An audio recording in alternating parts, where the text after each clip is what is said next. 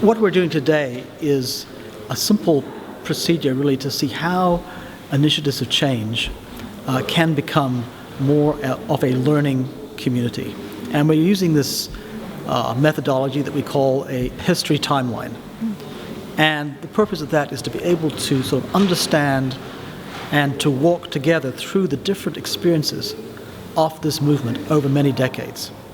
Every movement, every organization has its own internal culture. And what we want to explore today is to what extent has initiatives of change over the years been a culture that encourages open dialogue, that is hopeful, that is inclusive, that is trust building, and that is open to growth? And to what extent at different times have we tended to be maybe exclusive or fearful or controlling, and where there's been perhaps times when trust has been broken and wounds have been caused and remain. And so it's a way of understanding also the context in which we as a movement have been operating. So we've been looking at the global context in which things were occurring, starting at the beginning of the 20th century. We don't operate in isolation. We're influenced by the global events, global movements. We've been looking at the you might say, the themes, the trends that have been present in the life of initiatives of change over the years. And more especially, the sort of pivotal events, you might say, the turning points, the hinge points, key developments in the life of our work. And so very powerfully, we see through the participation of everyone, and this is important to know that this is not an intellectual exercise. This is an opportunity for everybody to share how the changing culture and the history of initiatives of change has impacted them personally or the life of their team in ways which are tangible. And so people are asked to identify some of those experiences and to place them along this history timeline. Above the line, experiences, events that have tended to build trust and to build a more open and honest fellowship. And below the line, perhaps things that have been difficult, that have been painful, that have tended to break down trust. In all of this, I think what we're doing is building up a shared story so that we acknowledge the difficulties as well as the successes, and we're able to hopefully at the end celebrate a shared story. And at the very end of the panel here, there's a blank area where people are able to simply state their hopes for the future, what we can do, what we can be, what we can become, as well as things that we can leave behind. And this is a tool that we hope that people can use back home, in their teams back home, in their communities, in their workplace, maybe even in their families. It's a way of simply telling our story, acknowledging it with all its joys and pains and difficulties, and so it becomes an asset for us. One of the first things that we did was to ask each person to take a colored red dot and to place themselves on the timeline. We asked them to place a dot which represented when they first encountered initiatives of change or connected with initiatives of change, but it's their sort of marker of when they first felt that they became part of the initiatives of change story. So we're looking at an ongoing journey, and we're all part of that journey, and different ones of us have joined it at different moments. So here we have the timeline which shows the historical development of initiatives of change, really starting back from 1908, when Frank Bookman had his experience in Caux, which transformed his life and set him on the road of reconciliation. Moving right along through many, many decades. And above here, we see the context in which all this was happening. At the very top here, we have World War I, with the rise of communism and fascism, the Great Depression. And below it, we have what is happening with the work of initially the Oxford Group, the very beginnings, the whole notion of remaking the world, and then its evolution into moral rearmament. And so we see down here, the evolution here, the development of Alcoholics Anonymous in 1935, which then, of course, spun off in its own remarkable work globally. And in 1938, the launch of Moral Rearmament, picture of the Hollywood Bowl meeting in 1939, which was one of the big launch points of MRA.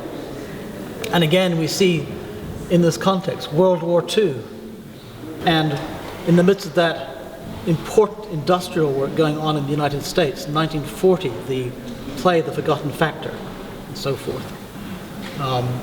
Bookman here meeting with his close colleagues in Lake Tahoe in 1940 when he pulled together his closest team in a time of deeper commitment and training. And in Mackinac Island in 1943, which became one of the main conference centers. And the opening of Caux, 1946. We see Bookman, we see Philip Motu, the opening of Caux, and the whole work in the context of the whole work of reconciliation after World War II. And as we move forward, globally, of course, we're seeing independence movements, Mahatma Gandhi in India, and together with that, the global expansion of MRA, a tremendous campaign of plays. India, 1952, multiple plays, hundreds of people traveling together. The work in Germany after World War II, the industrial work in Germany, which resulted in a transformation in industrial relations in Germany. Groups of Japanese coming to Caux after World War II, the reintegration of Japan and Germany into the family of nations. And we see also the work going on with in other countries for independence, Morocco, Tunisia, Cambodia, and a number of films being made, Freedom, dealing with the development of free democratic institutions in Africa. So these films and plays, the crowning experience, which went to Atlanta, Georgia in 1958 at the height of segregation and played a significant role in this desegregation process in Atlanta, Georgia. The US civil rights movement going on at the same time. And a great struggle globally, moral rearmament, in many cases being seen as an alternative to communism. And then Bookman dies, Frank Bookman dies in 1961, followed not long after by the death of Peter Howard. But in the midst of this, a tremendous outreach to young people. And we see here the creation of Up With People in 1966, reaching thousands of young people in America and then around the world. Large youth conferences in Mackinac Island. And at the same time, a march on wheels in India. March across the country in India, which led to the creation of the Asia Plateau Conference Center in 1968. And yet at the same time, in 1968, we have the split, the division between Up With People and Initiatives of Change. Up With People developing itself as an independent non-profit organization, educational organization, and MRA going its own way, and causing a deep split in our work. The war of ideas, we see the use of theater in industry to bring new spirits to India. And then one of the things we see here is the rapid change going on in the world, the fall of the Berlin Wall, globalization. Nelson Mandela is released. And we see in the work of Initiatives of Change a whole new way of operating. Back here, earlier on, you had large numbers of people moving together with big plays and big productions, a much more centralized work. And suddenly, around about mid-1980s, 1990, we see this growing national teams, these indigenous works growing up in India, in Asia, in Africa. And we see initiatives, Hope in the Cities, the Caux Scholars Program, the Life Matters course in Australia, Foundations for Freedom in Eastern Europe, the Farmers' Dialogue, International Communications Forum, Creators of Peace, the National Sorry Day campaign. All of these initiatives growing up in many different parts of the world. And as we move forward, we see an increasingly diverse global network, multi-faith, multiracial, multicultural, really, in many ways, a constructive answer to the tensions between Islam and the West, very importantly so.